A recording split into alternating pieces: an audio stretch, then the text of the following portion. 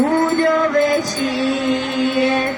Vino, Iisuse, în inima mea, ca într-o iesle săracă, și încălzește-o cu dragostea ta, templu curat să se facă.